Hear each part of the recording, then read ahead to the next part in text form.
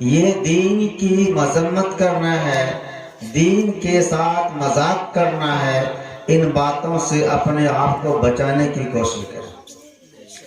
معمولی باتوں سے ایمان دل سے نکل جاتا ہے اور ہمیں احساس تک بھی نہیں ہوتا۔ اس لیے ہمیں اگر آپ کو وہی پروگرام کرنا ہوتا تو پھر دینی پروگرام کرنے کی ضرورت نہیں، اور اگر دینی پروگرام کرنے کا ارادہ ہوتا ہے تو اپنے ناسمجھ بچوں کو اپنے کنٹرول میں رکھیں اور بلا وجہ آلتو پھالتو گانا وغیرہ نہیں بجانا چاہیے، یہ اچھی بات نہیں ہے۔ آپ نے شاید حافظ ارشاد صاحب کی بات سنا کہ سارے گناہ تو معاف ہو جائیں گے، چونکہ جب ایک کفن چور کا گناہ معاف ہو گیا تو یہ تو معمولی گناہ ہے، جب سب گناہ کرتے رہیں گے تو معاف ہو جائے گا۔ میں بتا دینا چاہتا ہوں یہ معمولی گناہ جن کو گناہ صغیرہ بولتے ہیں، چھوٹا گناہ، جب اس چھوٹے گناہ کو بار بار جان بوجھ کر کرتا ہے تو وہ چھوٹا گناہ نہیں بلکہ وہ بڑا گناہ ہو جاتا ہے۔ اور کسی چیز کو بار بار تواتر سے کرنا، معمولی گناہ کو معمولی سمجھ کر کے بارہا کرتے رہنا، یہ انتہائی جرم ہے اور بڑا گناہ ہے۔ لیکن ایک بات میں بتا دینا چاہتا ہوں کہ معمولی گناہ جب اللہ کا نیک بندہ نیک عمل کرتا ہے تو اللہ تعالیٰ ان کے چھوٹے گناہوں کو معاف فرما دیتے ہیں۔ ان الحسنات یذہبن السیئات، کہ جب انسان نیکی کرتا ہے تو اللہ تعالیٰ ان کو نیکی کے بدلے میں ان کے گناہوں کو معاف فرما دیتے ہیں۔ لیکن ایک اصول آپ سمجھ لیجیے، ہر وہ جائز کام جس کے فروغ کے لیے، جس کے بڑھاوا کے لیے، جس کے ایڈورٹائز کرنے کے لیے، جس کو پھیلانے کے لیے ناجائز طریقہ اگر کوئی اختیار کرتا ہے تو وہ جائز کام بھی ناجائز ہے۔ کیا وہ ناجائز ہے؟ آپ سوچتے ہیں کیا فلسفہ ہے؟ فلسفہ یہ ہے کہ آپ نے یہ جو جائز کام اور ثواب کام کے لیے آپ نے مائک کا انتظام کیا، ہارن کا انتظام کیا، ساؤنڈ باکس کا انتظام کیا، آپ اسی بنیاد پہ آپ نے انتظام کیا تھا کہ دین کی بات لوگوں کو سنائیں گے اور لوگوں کے دل سے جو دعائیں نکلے گی اس کا ثمرہ مجھے ملے گا، یہی ارادہ تھا۔ لیکن میں نے اصول بتایا تھا کسی جائز کام کو بڑھانے کے لیے، اس کو پھیلانے کے لیے ناجائز طریقہ اختیار کرنا جائز نہیں ہے۔ اب اسی ضمن میں ایک بات اور میں بتا دینا چاہتا ہوں، گاؤں کا روپیہ جمع ہوتا ہے کسی فنڈ کا، مسجد کے فنڈ کا یا اور کوئی مسلم فنڈ کا رقم جمع ہوتا ہے۔ آج کے بہت چالاک لوگ، بڑھیا سے بیٹھے،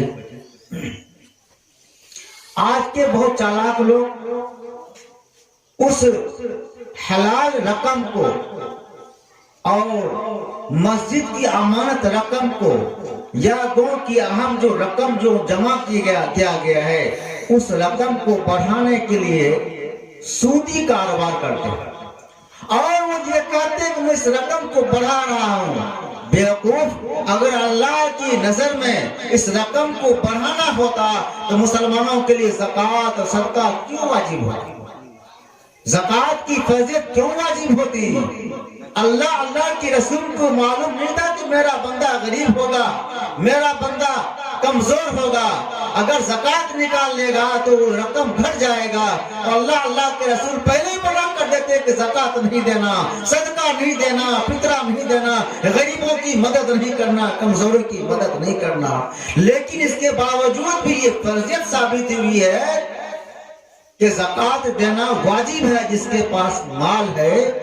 تو اس سے پتہ چلتا ہے کہ آپ غلط طریقے سے جو سودی رقم جمع کر کے اور مسجد کے بھی فنڈ کو بھی کیا کرتے ہیں اس پہ لگا دیتے ہیں، کیا بولتے ہیں اس کو؟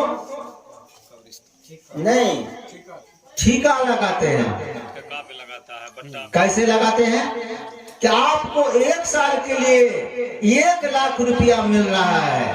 کوئی بھائی بولا کہ میں 1,20,000 میں لے لوں گا, کسی نے کہا 1,10,000 میں, کسی نے کہا 1,40,000 میں. جو زیادہ بولی بولا اس کا وہ 1 لاکھ روپیہ ہو گیا. وہ سال بھر اس کو استعمال کرتا ہے. میں کھلے شبدوں میں بتا دینا چاہتا ہوں, اس میں ہمارے حضرات علماء کرام بھی ملوث رہتے ہیں. نہایت افسوس کی بات, احساس تک بھی نہیں ہوتا ہم کیا کر بیٹھے. تو یہ رقم کا یہ غلط استعمال ہے, ان ایسے استعمال سے بچیں.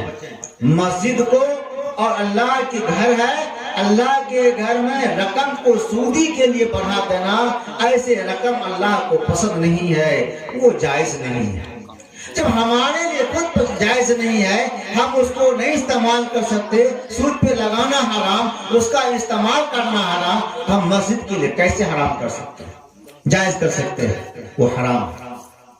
ایک ضمنی بات میں نے بتایا. بہرکیف ایسی باتوں سے یہ بظاہر بڑی چھوٹی بات معلوم ہوتی ہے, لیکن ایسی باتوں سے ہمیشہ پرہیز کرنا چاہیے. اللہ تعالی ہمیں ہدایت عطا فرمائے اور سمجھ بوجھ عطا فرمائے. ایک بار درود شریف پڑھ لیجیے. اللہم صلی علی محمد وعلی آل محمد کما صلیت علی ابراہیم وعلی آل ابراہیم انک حمید مجید. اللہم بارک علی محمد وعلی آل محمد کما بارکت علی ابراہیم وعلی آل ابراہیم انک حمید مجید. اور استغفار ایک بار پڑھ لیجیے. اللہ تعالی 60-70 سال کی پچھلے گناہ کو معاف فرما دیتے ہیں.